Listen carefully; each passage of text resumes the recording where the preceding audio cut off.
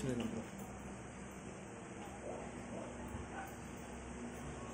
Okay, isang mapagpalang gabi sa bawat isa po sa atin, sa pangalan po ng ating Panginoon. Binabati ko kayo muli ng isang magandang gabi sa bawat isa. Right? I would like to preach to you about the supremacy or the preeminence of Christ. Mahalaga po ito, bagamat tayo po ay alam po natin kung gaano ang kapangyarihan po ay nasa ating Panginoon. That's why, again, sa gabi pong ito, I would like to remind to you, every one of us, na ang ating Panginoon ay saganang at ating mapagkakatiwalaan in everything, especially sa ating kaligtasan na tinatamasa po ngayon.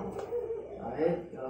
Sometimes kasi kapag ikaw ay nagdududa sa mga bagay ay nakadidiskurahin ang buhay ng isang Kristiyano.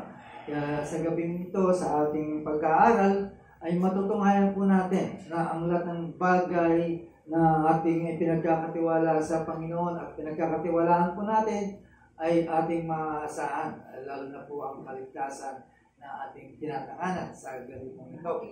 Kaya sa ating pag-aaral ay gusto ko lang pong umpisahan sa pamamagitan kung saan si Paul ay namit niya ang ating Panginoon ng kung saan ay nasalubong niya or na-encounter niya ang ating Panginoon sa road of Damascus.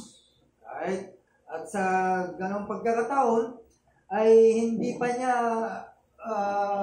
gaano kilala ang ating Panginoon. That's why ang kanyang tanong ay, who are you, Lord? In Acts chapter 3, 9, verse 3 to 5. Andun po yung context ko nun. So, ibig lang sabihin, nung sinulat ni Paul ang epistle ng Colossians, ay dito natin nakita at nalaman na si Paul ay mas lalo niyang nakilala ang Panginoon. Right? Ibig sabihin, nagkaroon po siya ng malawig at malawak na pangunawa kung sino si Kristo sa kanya. Without that span of time, ay buong puso nakilala niya ang Panginoon. At samantala sa atin ay wala pa tayo doon sa kalingkingan na nalaman ni Paul compared sa atin. Kaya nga tayo until now ay pinag-aaralan pa rin natin, inaalam pa rin po natin kung sino talaga si Kristo Jesus sa buhay po natin. Si Paul, bagamat wala na po siya, pero nakita po natin na siya po ay nakilala niya ng gusto. It is very important sa bawat Kristiyano. Kaya dito sa ating text ay makikita po natin, manunotice po natin how Paul described the supremacy or the preeminence of Christ. So, sa ating pag-aaral po dito, na-impress po tayo that katotohanan that Christ is certainly our all-sufficient, supreme, eminent Savior. Right? That's why He is worthy in our adoration, in our love, and our obedience. Kaya hindi nababaliwala ang ating paglilingkod, ang ating pagsamba, ang ating pagmamahal kay Kristo. Right? Yun po yung dahilan kung bakit nananatili po tayo dito. Hindi tayo sumasamba sa isang bagay na hindi po tayo sigurado. Ang ating sinasamba ay isang Diyos kung saan tangan niya ang lahat at lahat ng bagay ay masaan sa Kanya. Right? Kaya sa gabi pong ito ay ating pag-aaralan at makakuha po tayo kung saan ay magbibigay po sa atin ng mas malawak pa na kaalaman at ito po ay magbibigay tulong para sa atin. No? Let's say, ikaw ay sigurado sa sinasampalatayanan mo. Biglang sabihin, pwede mong itaya ang lahat ng bagay, even your life. Ganun po sila during the time. Ang mga taong ito ay talagang kapalit ng kanilang buhay because they know kung sino yung kanilang paglilingkuran. Tayo nga ay oras lang ang napupunsyong natin. No? At hindi lamang po yun. Paabot po natin yung time natin ay binibigay po natin sa Panginoon. Well, sila ay mismo ang kanilang mga buhay. Kung baliktarin kaya natin, tayo kaya makakasabay pa during the time? At sila naman kaya ay kontento sila sa kalalagayan, maging kalalagayan nila ngayon. Buti na lang. Nandito tayo sa panahon po natin kung saan lahat ay sophisticated, no? Ibig lang sabihin, sa isang iglap ay pwede po nating paniwalaan sila. Talagang naranasan po nila, nakipaglaban sila, nakipagpakan sila, at may laban nila ang kanilang pananampalataya. Tayo, ang pinaglalaban po natin, ating kaligtasan, di ba? At gusto natin, manatili po tayo ito. The same, at sa mga ibang bagay pa, ay yun po ay pinaglalaban po natin. Now, ang ating punto dito ay kung saan in verse 13, kung saan ang pangalang Jesus ay tinawag na Kristo. Pero dito sa verse 13 ay makikita po natin yung mga rason na ibinigay ni Paul kung saan ay dapat magbigay po tayo ng malaking pasasalamat sa Diyos. Siya mismo ang ating Panginoon. Una, in verse 13, ay tinawag po siya na siya ang ari o the king over His kingdom. Ibig lang sabihin, si Kristo mismo himself proclaim to be a king. Ibig lang sabihin yung ating sinasampalatayanan kung saan si Kristo na ang turing ng iba ay isang common na tao lang.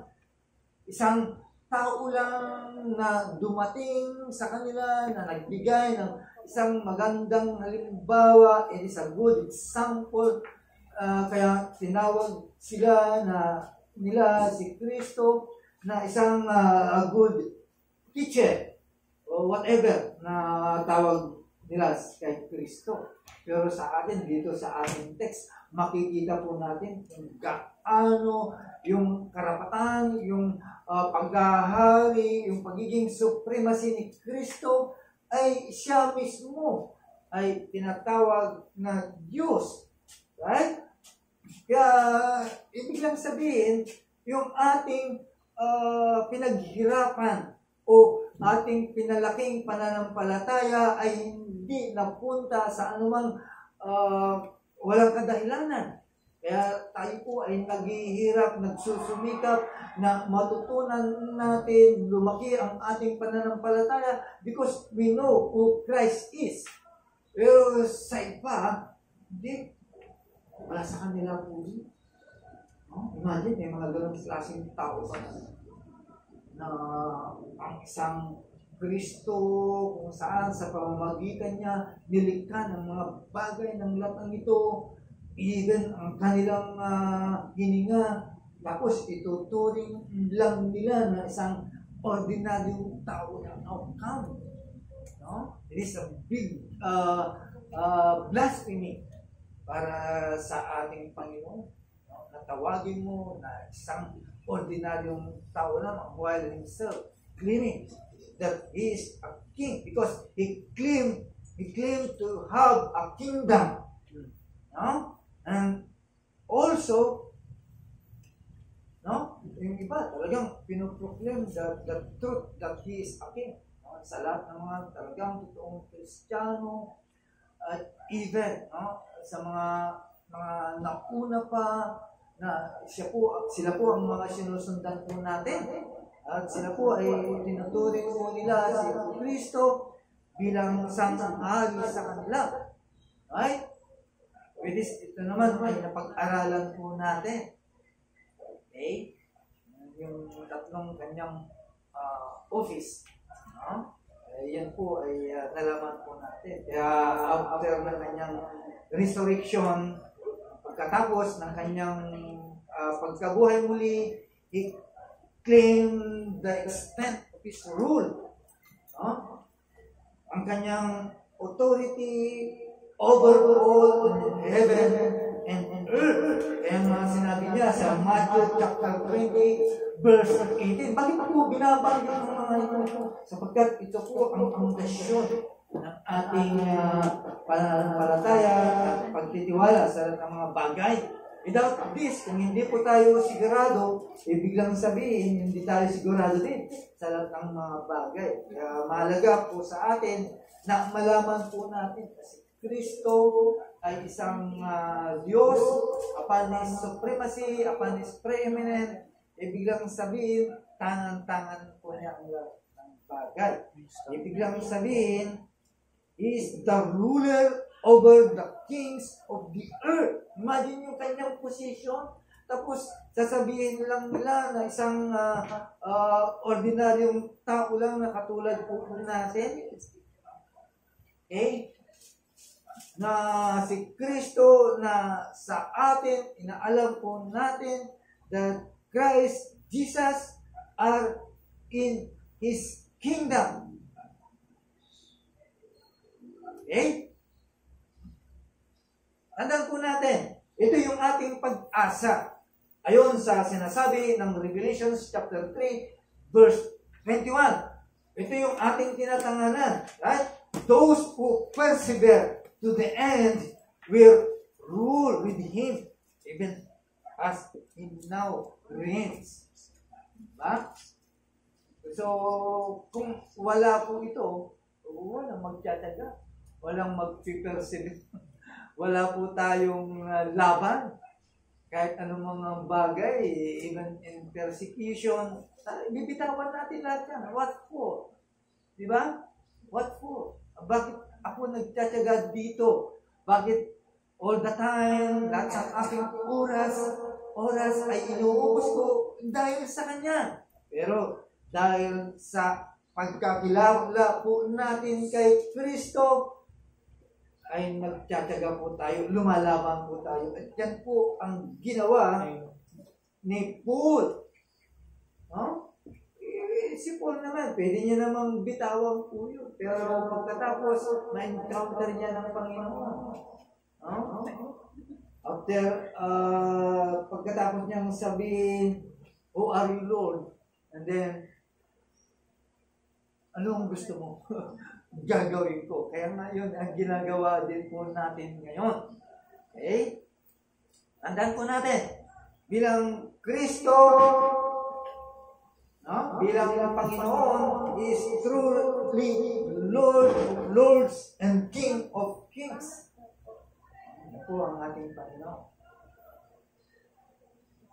Ibig lang sabihin, ito po ay indikasyon that He is the preeminent Christ, the supreme Christ. Right? Imagine yung sinasampalatayanan po natin na hindi mapapaniwalaan ng ibang tao. Okay? Imagine yung revelation na ibinigay po sa atin. Bakit sa kanila hindi nireveal ng Diyos?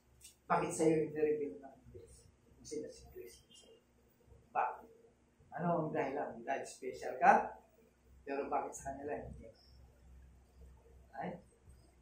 Dahil ikaw ay kanyang from the beginning, from the foundation of the world, ay tinitibok na ng puso ng Diyos ikaw. Kaya nireveal sa atin po ito. hindi ganun din ang magiging turing po natin kay Kristo. Diba? Baka kasama po tayo sa darating na araw. Sige, kung siselebrate nila, baka kasama din po tayo na muling aalipusta kay Kristo. Right? Kasi ganun ang pagkakilala po nila. Right? Now, in verse 14, ito yung ating titignan. Okay? Ito yung sigurado. Kaya tayo po ay naniniwala that Christ is the Savior from our sin.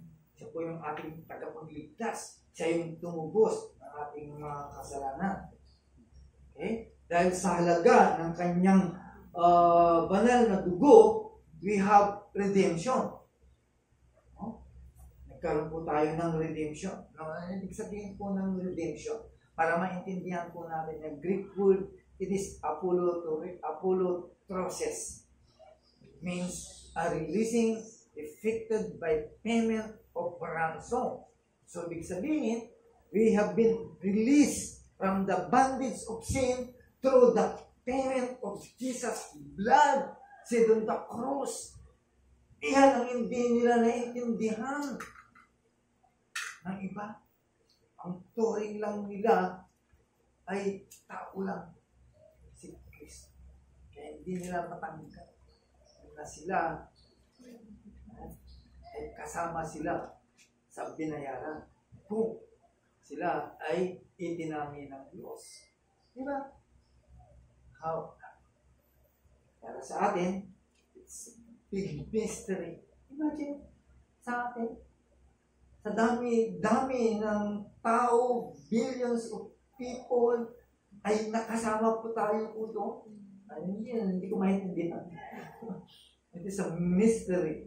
No? Eh bakit nauna pa tayo? Samantalang mas marami pang matataas na kalidad ng tao, ng kanilang race na dapat piliin ng Diyos, pero bakit ikaw ang pinili? Because dahil gusto ng ating Panginoon, maranasan mo, makita mo kung sino po siya sa buhay ng bawat isa po sa atin. Ha? Imagine yung ginawa po niya na hindi kayang gawin ng sino man, yung ikaw ay mapalaya sa pagkaalipin ng kasalanan at sa pamamagitan ng pagbabayad ni Kristo sa kanyang banal na dugo na nabubos sa cross. You are now free. You are now free.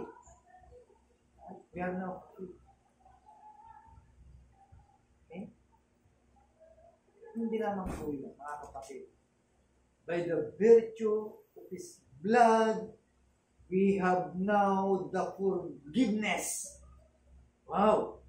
Alam nyo, yung pagpapatawad, mahirap i-declare po yan pag sa atin. Lalo na kapag malaki ang naging kasalanan mo, malaki ang naging utang mo sa tao, mahirap bitawan po yan sa atin. Sa dami ng kasalanan na ginawa po natin, mahirap ka na rin patawan. Or sa original sin, mahirap na tayong patawarin, pero ganun pa man. No? Dahil sa kalidad, dahil sa virtue of the blood of Christ, we have the forgiveness.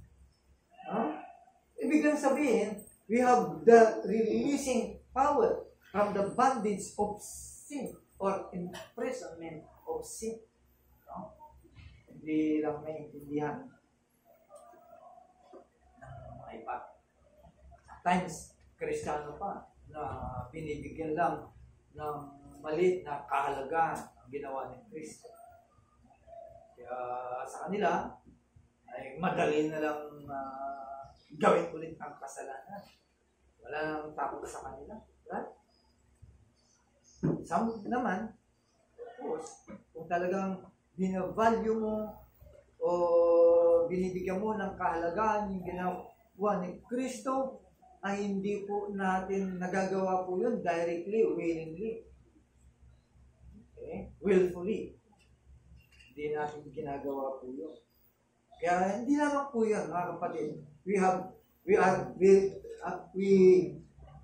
release, no? Ibig sabihin, napalaya po tayo sa bondage ng imprisonment.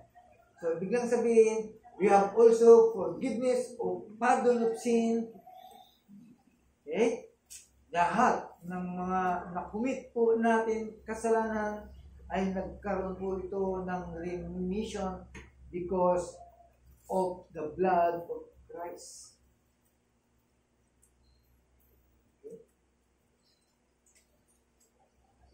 Na ito po ay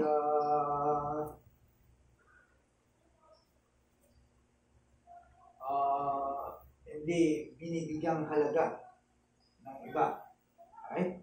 Imagine yung pagkatawag ng pangalang Jesus in Matthew chapter 1 verse 21, kung saan ang isang anghel ay sinabi niya, pronounce niya kay Joseph, no, tawagin mo siyang Jesus. Okay, doon pa lang.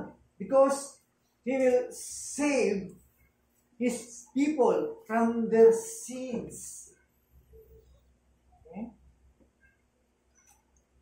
No, ibig lang sabihin, kapag sinawag po siya na hari, ibig lang sabihin, meron siyang kakayahan to redeem and forgive from sins.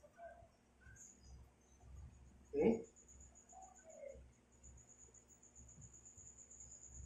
Okay, so in verse 15, ito na po natin makikita saan si Kristo ay tinawag po siya na siya ang imahe ng Diyos.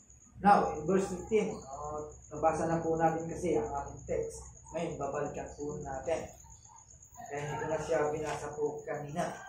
So, babasahin po natin. Ano po ang sabi po ng verse 15 sa ating text? Is the image of the invisible God, the firstborn of all creation. Imagine, sinasabi na nga ng Biblia na siya yung imahe ng Diyos, and yet, hindi pa rin nila pinaniniwalaan. No? Itinuturing pa rin nila na isang tao lang si Kristo. Bakit hindi nila matanggap po ito? No? Na si Kristo, siya yung imahe ng Diyos, kung saan ang Diyos ay hindi po nakikita. He is the invisible God. Tandaan po natin, no man who ever seen God. Diba? Pero diniklara ni Kristo na siya yun. He made manifest Him. He declared Him na siya yun. Bakit hindi maintindihan? Bakit marami pang itinuturing nila na dapat na magiging arbitrator o magiging pamamagitan pa? No? Bakit gano'n? Bakit samantalang dinideklara na ng salita ng Diyos ng mga bagay na nakikita po natin, ay bakit gano'n pa rin ang turing sa Kanya? Samantalang dinideklara ng salita ng Diyos, ng Biblia, na siya yung imahe ng Diyos. Pagkamat hindi natin nakikita, pero nakita na po natin. Nakita mo si Kristo. No? Hindi nila makita yun. Bakit ikaw nakita mo? It is a mystery. Milagro po yun para sa iyo, para sa akin. While the other, then, ay sa kanila, ay imposible na makita po nila po yun. Ay, hindi sasabihin sa iyo, sa kanila na kung sino ang nakakita kay Kristo, ay nakita nila ang Diyos. So, ibig sabihin, during that time, kasama nila ang Diyos mismo. Sa atin, bagamat hindi po natin nakikita si Kristo, pero naniniwala po tayo kay Kristo, ibig lang sabihin, right? Siya din yung Diyos na pinapaniwalaan po natin. Ibig lang sabihin, bagamat hindi mo nakikita si Kristo, pero naniniwala ka kay Kristo, nakita mo na rin ang Diyos. Well, because ang sabi po ng Hebreo, ng sumulat ng Hebreo, ay ipinapakita lamang na si Kristo, that is the brightness of God's glory. Okay? The express image of His person. At kung yun ay talagang pinatutuhanan ng mga tao kung saan nakita nila mismo si Kristo. They are the living witness. No? Pero na itong mga disciples. Okay? Na talagang hayagan nilang sinasabi ang mga katotohanan at hindi nila inilihim. Kung inilihim po ito, hindi rin natin yan. Right? Katulad ni Paul.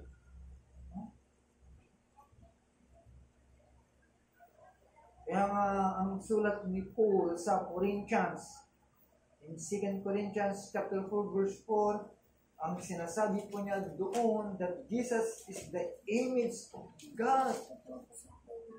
So and so. No? 2 Corinthians chapter 4, verse 4. Sahin po natin. So, ibig lang sabihin, pinapatunayan lamang po na si Kristo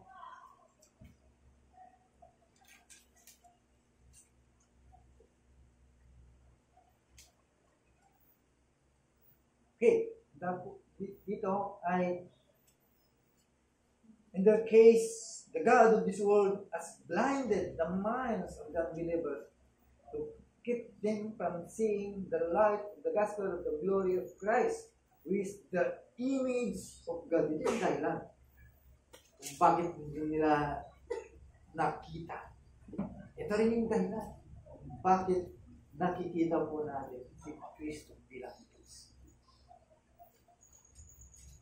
Mahirap po. Even the wisest person in the world, hindi niya nakikita po.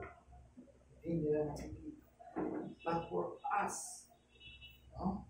Na wala naman tayong pwedeng ipagmalaki sa mundong ito, kundi ang kasalanan natin. Okay? Pero nakita po natin yung imahe ng Diyos sa pamamagitan ni Kristo. Okay? Kaya dito sa passage na binasa po natin, ipinapakita lamang po at nalaman po natin na si Kristo accurately and fully expresses the being and perfection of God. Yan po yung reveal sa atin. Hindi lamang po yun. That Jesus, that He is revealed in the Word of God. Now, we can see the Father who is invisible. Nakikita po natin ngayon. Pero bakit hindi pa rin nila nakikita? Okay? Bibihira o imposible na makita mo ang Diyos, pero bakit sa atin ipinakita? No?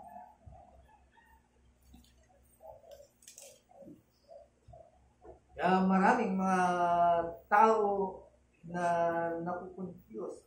Bakit hindi nila maintindihan? Ay, simple lang. Because binulag sila. Okay? Binulag. Again, in verse 15, tinawag din po siyang firstborn over all creation. No? Ano ibig sabihin po nito? The firstborn. No? O pwedeng sabihin na the first one born or created. Okay?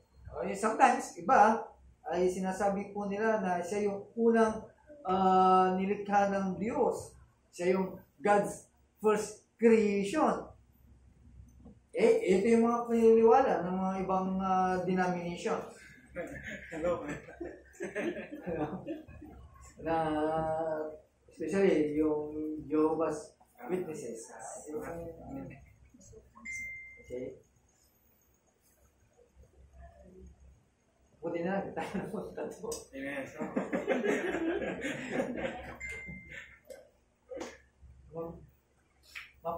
ibig sabihin, maawaan pa rin ng Diyos. No? Dinala po tayo. Nakikita po natin yung providence ng Diyos. Hindi tayo dinala sa mga bagay na hindi rin natin makikita si Kristo. Dito lang natin nakita totally. No? Sa pagsali mo, dinala ka ng Diyos sa tamang simbahan para ituro kung sino si Kristo. Diba? Kaya, mapalad po tayo mga kapatid. No? Kung titignan po natin at aralin po natin kung sino si Kristo, mamamangka. Baka mababaliktad ka. Katulad nung tinanong kung saan si Kristo, nung siya yuliin, sumagot po siya, I am He. Nagkabaliktad pa sila. No? Right? Imagine yung salita pa lang, ha? So, doon pa lang. Okay? Doon pa lang. Pero, ganun pa man, hindi rin pa rin nila naunawaan. Bibihira pa rin. Ibig lang sabihin, no? Pinili lang po, no? Ang nakakita ni Kristo, kung sino po siya. No? Ibig lang sabihin, ito yung mga taong talagang kahit alam nila ang katotohanan, ay talagang pilit pa rin binabaliktad. Kaya pilit sinisira ni Paul ang mga bagay pong ito na si Kristo ay isa lamang created being. Ayun yung pagkakaalam po nila. Ito po ay binabaliwanan nila, dinadagdagan po nila. Okay? So, tignan po natin kung bakit siya po ay tinawag na firstborn over all creation. Okay? Para maintindihan po natin, to stress that Jesus is a preeminent over all creation, He has all the rights. Okay? Kahit siya yung una, biglang sabihin, ipinapakita lamang na siya yung mayroong karapatan ng lahat ng bagay katulad siya ng Diyos. Kasi, pag sinabing kasi siya yung unang nilikha, ay kinukonsider nila as a being o tao lang. Ay, kasi kapag pinigilan mo yung knowledge mo para malaman mo at maintindihan mo at tumigil ka doon, siyempre hanggang doon na lang yung conclusion mo. No? Kaya kung wala kang sipag alam tungkol sa Biblia at hindi ka masipag mag-aaral, of course, doon ka dadalhin sa wrong interpretation. Kaya maraming mga ganyan. Hindi nila naintindihan. Kung talagang masigasig sila at aaralin, maintindihan nila. Maunawaan po nila. At malalaman mo kung sino si Kristo. Diba? Kaya sila ay talagang hanggang doon na lang. Pero tayo, talagang binayayaan po tayo ng Diyos. Kaya sabi ng isang pastor, it is a mystery for us. Sa kanila, talagang hanggang doon lang ang kanilang pangunawa. Para sa atin, talagang isa pong biyaya at grace para sa atin. Kaya natin naunawaan. Okay? Kaya hindi lamang po tinatawag na is the firstborn. Pero siya po ay tinatawag na lumikha ng lahat ng bagay in verse 16 hanggang 17. First part. Right. Basahin po ulit natin. Kasi dito po tayo nananangan ng mga katotohanan. Mga kapatid. Salamat sa gabi pong ito. Dahil ito po ay nagpatibay lalo sa mga tinatanganan po natin. Without this, no? Without the declaration of Christ as God, baliwala lang po sa atin. Kasi nagtitiwala po tayo sa hindi po natin sigurado. Right? Kaya maraming mga napapahama. Kung sila po ay nananangan sa ganun lang, talagang mapapahamak.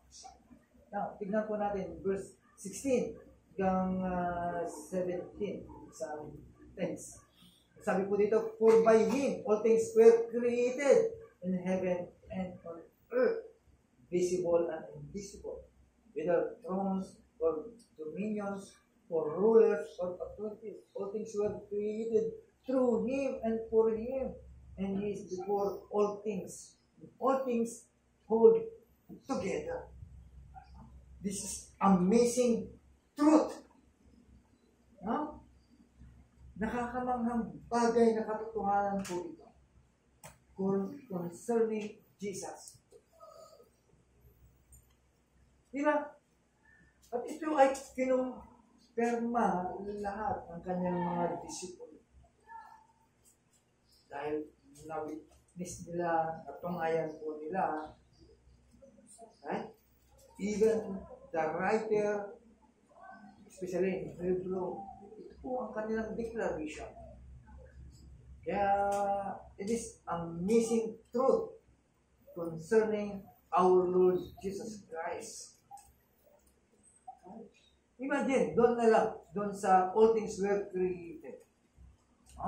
Ngayon ko lang na lang, ngayon lang natin nalaman. Sa ating pag-aaral, sa ating pakikinig ng mga sermon, sa pag-aaral ng Sunday School, nalaman po natin ng lahat ng bagay na turuan. Hindi natin malalaman yan, secular. Hindi natin malalaman yan sa religion na sinabihan po natin yung data. Hindi tinuturo po na. Okay? Ang tinuturo lang kung paano tumaba ang ating bulsa. Yung gusto. Nananagot sila sa Panginoon. Di ba? Tingnan nyo. Hindi mo kailangan na. Nabubuhay po tayo without anything. Di ba? Nandito po rin pa tayo. Pero bakit nandito tayo? Katotohanan pa ang ating natutunghayan. Samantalang sa kanila. Okay? Right, so ibig lang sabihin, pinapatunayan ko dito na si Kristo, He was the creative agent by which everything came into being. Siya po, kadahilanan. Why? Because for everything was created for Him. Patunay po yun. Ibig lang sabihin, He is the creator of all things. At sa pamagitan po niya, everything, anything was existed. Yan po yung tawag sa atin. Tapos ano sasabihin mo, hindi. Pagkaalam ko, tao lang, tao. Pero may kadahilanan kung bakit naging tao. Di ba? Dapat yung kanila rin yun. Imagine yung declaration po ng Colossians sa kanya that in Him all things consist. Okay? Ibig sabihin, lahat ng bagay because of Him ay always kept. Walang pwedeng mangyari dahil sa Kanya ang nag-iingat. Nakikita po natin ang Kanyang existence, lahat ng bagay na nangyayari, ibig sabihin, tumutugma lahat sa Kanyang kapangyarihan, sa Kanyang sa Kanyang kapangyarihan. Naging yung titulo ng ating Panginoon. Tapos, magdadawag ka sa lahat ng bagay. Okay? Until now, hanggang ngayon, ay hindi pa sa'yo nasusolusyonan na hindi ka man lang makapagtiwala na kaya ng ating Panginoon. How come? No? Ibig lang sabihin, kulang ang pag-aaral at pang-unawa. Binigay na nga sa'yo eh. Ibig lang sabihin, nasa iyo na, sa leksikan mo na lang. Ito, ganun po ang ginawa ko po. Hindi siya nagtigil kung saan sino ka, Lord. Until now. No? Tinatanong mo pa rin kung sino ang ating Panginoon. Right? Pumunta ka sa Colossians, no? Yung sinulat po ni Paul. Okay? Kung sino si Kristo. Diba? Kung ganun pa rin ang pananaw mo at pagtitiwala mo kay Kristo, nasa huli ka na. Okay?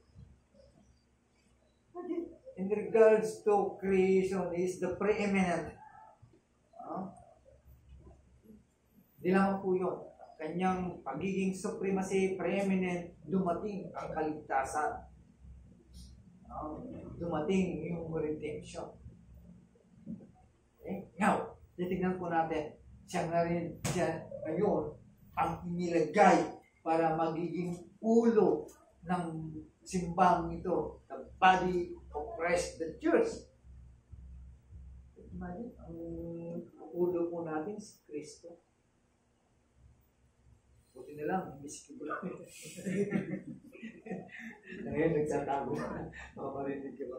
Nagsatago lang. Yung kanyang religion, ipinagkatiwala sa isang tao na minura niya ang Diyos. Sinumpa ang Diyos. Tapos pagkakatiwala mo, yung tawag mo na ito yung tamang religion para sa'yo. Tapos pagkakatiwala mo sa tao mo. Alam niyo ba yung balita niyo? Iniwanan niya na ngayon. Nakatiwang-buwang yung kanyang mga pinangakuan ng kaligtasan na nagmumula sa kanya.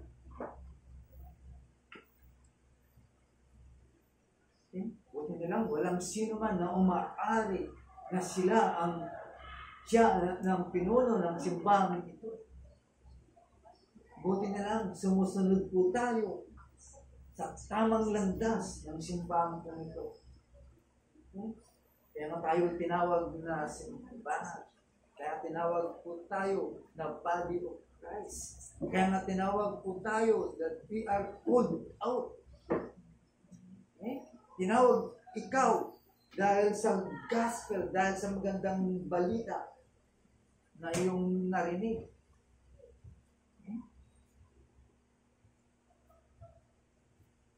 Buti na lang, meron tayong simbahan. Di ba? Kumakayaw. Ano kaya nakita nila dito? Wala naman namumuno dito. Sabi nila, nagbago na kasi ang leadership ng simbahan ninyo. Hindi, wala nagbago. Hindi yung tanong. Oo. Nakakalupot ng mga pa. Di ba? Maraming dahilan kung bakit sila umalis. Tama na nga yung pinuntahan mo na si Kristo ang siyang pinakaulo at hindi na sinusundan po natin. Walang sino man na nagsasabi ako ang leader dito. Ako masusunod. Pag meron man yan, bubuhatin na. Tapos sa labas. Papalawasin ko natin. Okay? Para maintindihan po natin ng konti, of course, siyempre pinag-aralan na po natin po ito sa Sunday School. Para maintindihan po natin, because binanggit po naman po dito that Christ is the head of the body of Christ. It is the church. No? Kasi sometimes, ito yung pinag-aawayan po natin minsan. Kaya yung fellowship po natin sa iba ay na-disfellowship because yung sa simpleng terms ay hindi nagkaintindihan. Hindi naintindihan. Kaya ayaw na sila sa atin. Dahil mali ang pananaw nila sa simbahan. Mali ang pagkaintindi nila sa simbahan. Right? Kasi mayroong dalawang category or bagay na mahalaga na dapat maintindihan po natin. Ito yung sometimes naging dahilan kung bakit na-disfellowship po tayo at umalis po yung iba. Okay? Pero dapat maintindihan po natin. Mayroong tinatawag kasing universal church at local church. Di ba?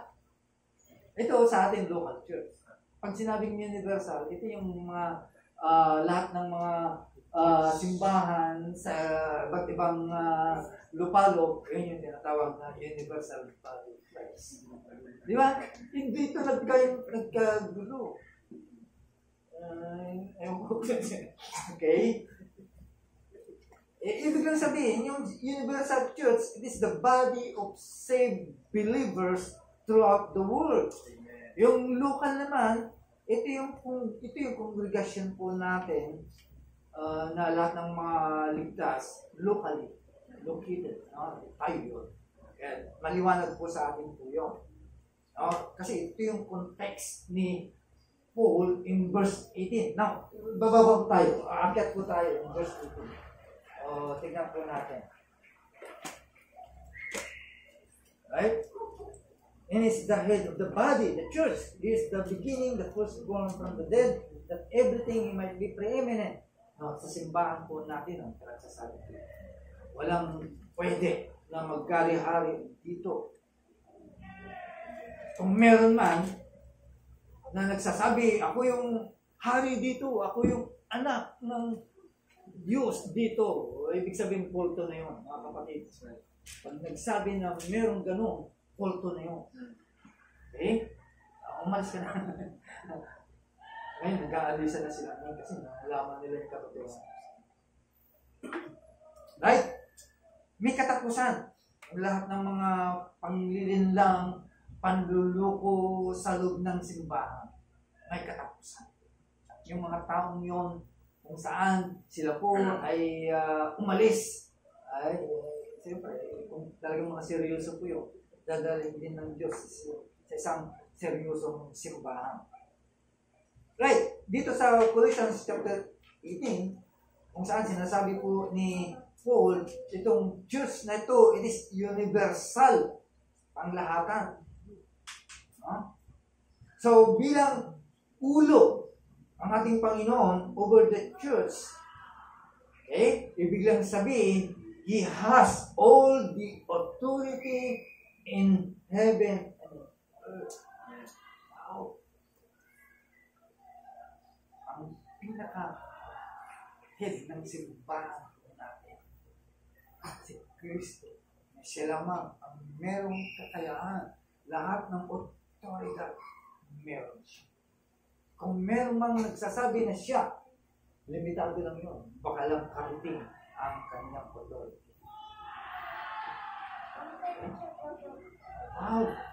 Isang mapagkakatiwalaan na siya ang lahat ang may control.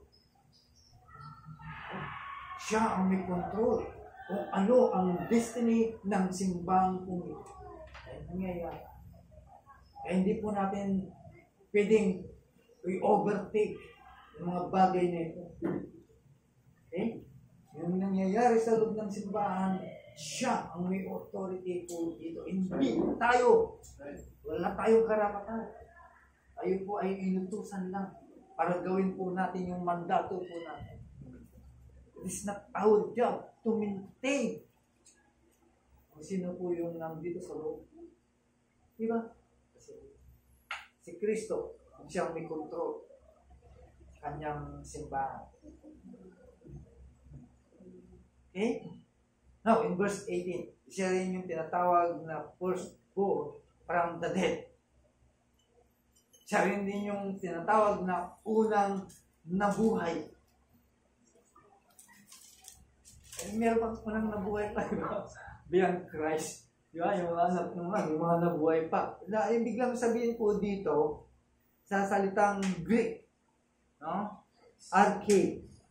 Ibig lang sabihin ng beginning, arche. Ibig lang sabihin, nag-start o beginning o yung origin po nito.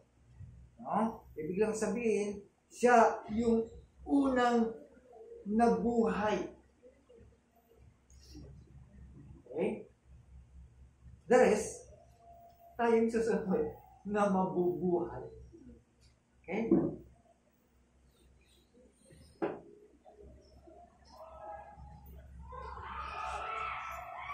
Di ba?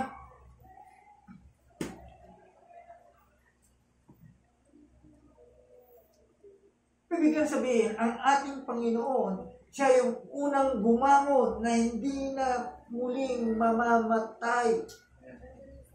Kaya siya yung unang first fruit of the resurrection. Okay? yun, dapat po nating ipagsaya. Siya ang supreme sa lahat ng bagay. No? Now, in regards to the resurrection of the dead, samantalang ikaw ay talagang namatay at hindi tayo umabot sa inihintay po natin na event na mangyayari, pero tingnan po natin. Okay? Ibig lang sabihin, si Kristo ang siyang active cause of the resurrection. In Christ, all shall be made alive. Mga kapatid, it is a word na dapat po natin ipagsabi. Now, basahin po natin in 1 Corinthians chapter 15, verse 22.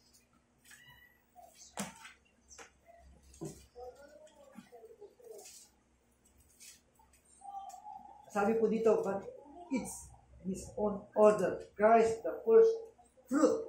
Then, at is coming, those who belong to Christ.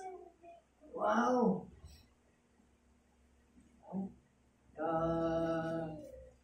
Kung iisipin mo, ang iyong estado, yung kalalagayan mo. Ito ay ililibot mo sa hindi ka kawawa sa iyong kalalagayan. Isang malaking pag-asa po para sa atin.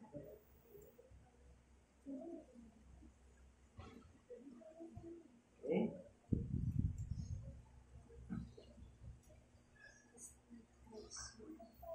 Now, in verse 19, is the fullness of all things. Ibig lang sabihin po dito, si Kristo maliwanag na siya yung kapunuan, is the fullness of deity. No? Nakita naman po natin in 1 Colossians chapter 1 verse 15 that He is the image of invisible God. No? Paul later declares that in Jesus dwells all the fullness of Godhead bodily. So it means Jesus is also our fullness. In Him we have redemption through His blood, the forgiveness of sin. In Him we have all the treasures of wisdom and knowledge. Yes. As a Christian, as a believer, you are complete in Him.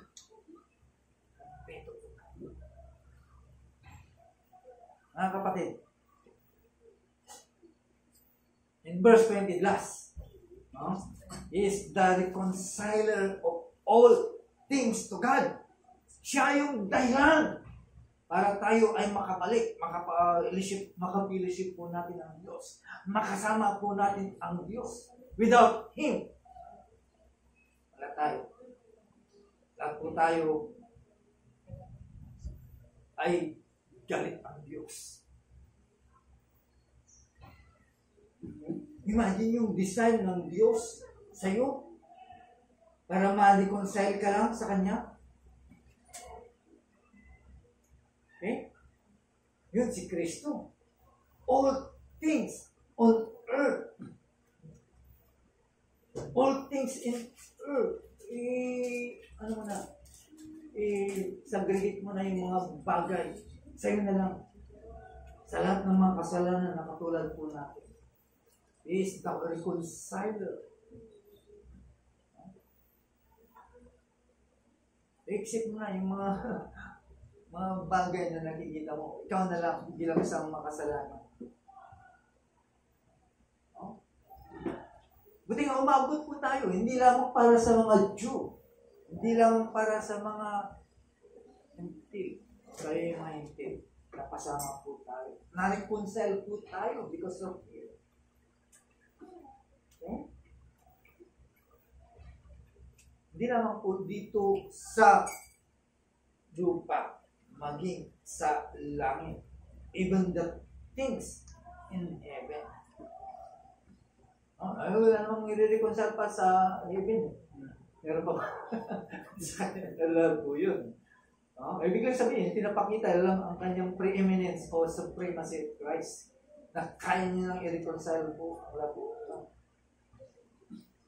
So, dito, pinapakita lang at pinamamukha sa atin na si Paul that Christ is the reconciler of everything. All things to God. Kaya walang pag-asa kundi si Kristo lang. Wala nang iba. Hindi po pwede kung sino mang tao para ma-reconcile ka sa Diyos.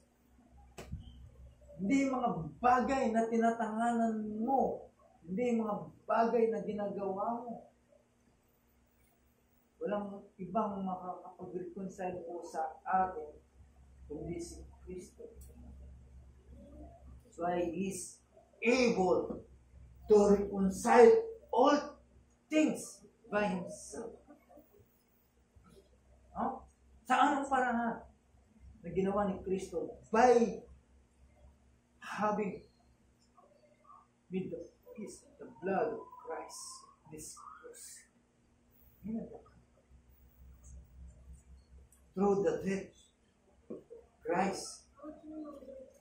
Kaya posible na ngayon sa lahat ng mga taong makasalanan, posible na sila po ay ma-reconcile kay Kristo, ay kay sa Diyos through Christ. Tapos sasabihin po nila, okay, sa akin kayo dumaan dahil ako yung anak ng Diyos. Na din yung kalokohan. Tapos dito kayo sumali dahil ito yung simbahan na magdadala sa iyo. Kaya matulis. Ang bisan. Yan yung kalokohan ng mga tao.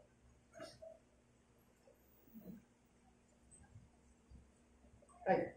In our conclusion, no? Si Paul ay maliwanag na sa kanyang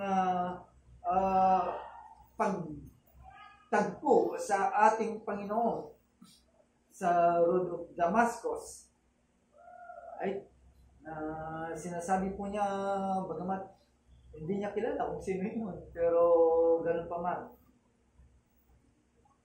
Pagdating ng Colossians ay pinoproklama niya na si Jesus, the King, the Savior, the image, the firstborn, the Creator of all things, the sustainer of all things, the head of the body of the church, the beginning, the firstborn from the dead, the fullness of all things, and the reconciler of all things to God.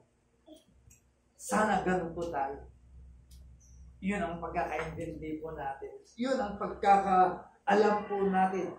At yun yung pagkakaunawa po natin. Yun yung pagtanggap po natin kung sino si Kristo. Sana umunlad, lumawak pa ang ating pagkakilala kay Kristo.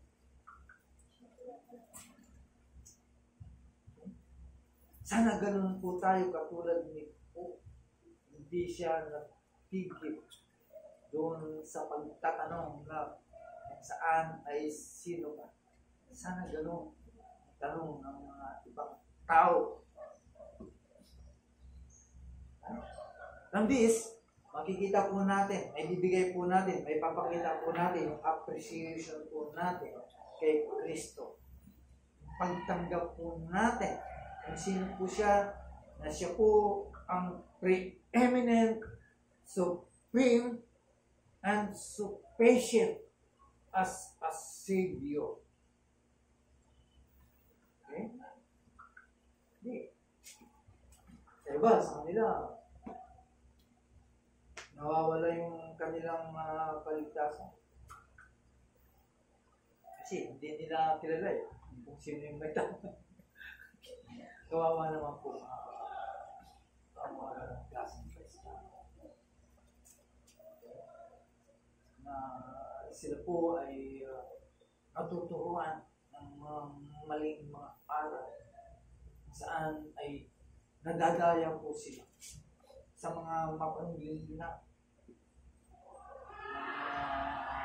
tao saan sila ay sinasabi na sila ay sugo ng Diyos. Sana masulog sila.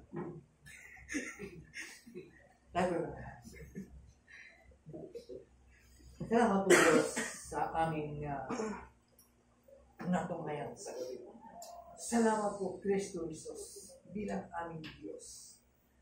Ikaw ang may tangan po ng patay, lalong-lalo na Panginoon, ang aming kaligtasan, siyang aming kayamanan sa lahat ng bagay ay hindi po makakawantay.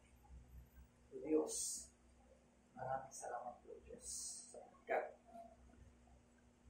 ipinakilala po ninyo sa amin total na si Kristo. Salamat po.